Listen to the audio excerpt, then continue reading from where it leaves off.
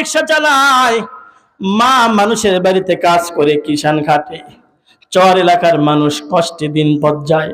হুজুরের কাছে আইনা কয়, হুজুর, আমার সন্তানটারে আমি হাফেজ আলেম বানাতে চাই, অন্তরে বড় আশা, কিন্তু কি করব, বড় কোনো মাদ্রাসায় রাখার মতো আমার সামর্থ্য নাই, বড় শহরের মাদ্রাসায় রাখবো সেই টাকাও আমার নাই, সম্পদও আমার নাই। আমি দিন মজুর, অটো চালাই, রিক্সা চালাই, আমার পরিবারের সদস্যের পেটের ভাত জোগাড় করতে আমার কষ্ট হয়ে যায়। এগুলো কথা কেন বলতে পারতেছি, আমাদের কাছেও আসে, আমরাও জানি। কেমনে পড়াইব হুজুর, আমি তো বড় অভাবী মানুষ। আপনার মাদ্রাসার ছাত্রদের খানার বিল কত? বলে মাসে 2000। বলে আমি তো অত পারবো না, আমি মাসে 500 দিতে আমার অনেক কষ্ট হয়ে যায়। হুজুর দয়া করেন, মেহেরবানি করেন, আমার সন্তানটারে আপনার মাদ্রাসায় ভর্তি করান। ভর্তি ফি কত? বলে এত, তাও দিতে পারবো না। হুজুরে মায়া করে দয়া কইরা কোরআনওয়ালা আহলে কোরআন, কোরআন পড়ছে, হাদিস পড়ছে, অন্তরে মায়া দয়া জন্মে যায়, বাচ্চাগুলাকে মাদ্রাসায় ভর্তি করায় নেয়। কথাটা ভুল বললাম না ঠিক বললাম? বাস্তবতা কি এরকম না ভিন্ন? বাস্তবতা কিন্তু এই রকমই।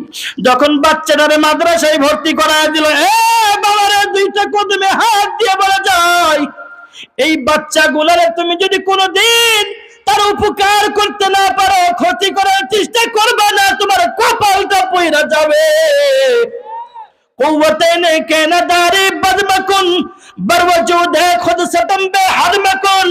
এই বাঙালি, তোমার যদি মনে হয় টুপিওয়ালা দেখলেই তোমার মাথা গরম হয়ে যায়, জুব্বাওয়ালা দেখলেই তোমার চান্দি গরম হয়ে যায়, সবাইকে তোমার খারাপ মনে হয়, পাঞ্জাবি টুপিওয়ালা দেখলেই হিংসা লাগে, কপালের মধ্যে লিখে রাখবা তোমার কপাল পইরা গেছে। ঠিক কিনা বলেন?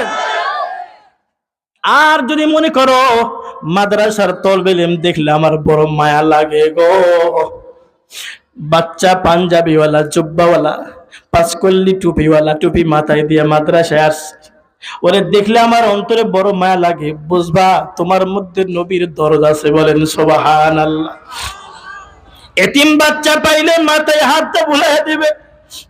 নবীজি বলেন, এতিম বাচ্চার হাতে মাথায় যে হাত বুলাইল রে উম্মত, আমি ওই এতিম রে, সে যেন আমি নবীর মাথায় হাতটা বুলাইয়া দিল। উম্মত, এতিম বাচ্চাটার মাথায় যখন তুমি হাত বুলাইলা, তোমার হাতের মধ্যে যতগুলো চুল আইলো, চুল পরিমাণ সওয়াব আল্লাহ তোমারে দান কইরা দেয়। সুবহানাল্লাহ জোরে বলে। এই বাচ্চাগুলোকে রাস্তাঘাটে পাইলে একটু সান্ত্বনা দিবে। এরা ছোট্ট মানুষ, মারে ছাড়ছে, বাবারেও ছাড়ছে, আদরের বিছানা ছাড়ছে, মায়ের আদর ছাড়ছে। ছোট্ট বাচ্চা শীতের মধ্যে ঘুমায় থাকে, মার বিছানা ছাড়ছে, মার গরম কোলটা ছাইরা দিছে। ছোট্ট বাচ্চাগুলা দেখলে এমনিতেই চোখে পানি আইসা যায়। আল্লাহর কোরআনের জন্য, দিনের জন্য ওইরা আছে মাদ্রাসায়, খানা পিনা ঠিক নাই, ওর ঘুমানোটাও ঠিক নাই, ওর খানাটাও ভালো মানের নয়, থাকার জায়গাটাও ভালো মানের নয়, এরপরও দিনের খাতিরে পয়রা থাকে, আল্লাহর দিন শিক্ষা করার জন্য পয়রা থাকে। ছোট্ট বান্দা, ছোট্ট বাচ্চাগুলা শেষ রাত্রে উঠিয়া তাহাজ্জুদের নামাজ আদায় করে। এ বাইরে ওর উপরে তো 5 ওয়াক্ত নামাজই এখনো ফরজ হয় নাই, এ আবার তাহাজ্জুদ পড়ে। বলেন আল্লাহু আকবার। আরো আসতে বলেন আল্লাহু আকবার। আরো আসতে বলেন আল্লাহু আকবার। ওর উপরে 5 ওয়াক্ত নামাজ এখনো ফরজ হয়নি, আল্লাহর বান্দা তাহাজ্জুদে দাঁড়ায় গেছে। তাহাজ্জুদের নামাজ আদায় করার পর 2টা হাত উঠায়, ছোট মানুষ, আরবি কোন দোয়া জানে না, বাংলায় কয় আল্লাহ গো। কতদিন হলে মাদ্রাসায় আছে, আব্বুরে দেখি না, আম্মুরে দেখি না, আমার আব্বারে মাফ করে দাও, আমার আম্মুরে মাফ কইরা দাও। আল্লাহর বান্দাগুলো ফোপায়া ফোপায়া শেষ রাত্রে উঠিয়া কান্দে। হুজুরে বলছে, বাবারে দোয়া ছাড়া তোদের কোনো হাতিয়ার নাই রে। দোয়া দিয়ে মালিকের কাছ থেকে ফয়সালা নিবি, তাহলে তোদের খানা হবে। তোর বাবাও তো দিতে পারে না।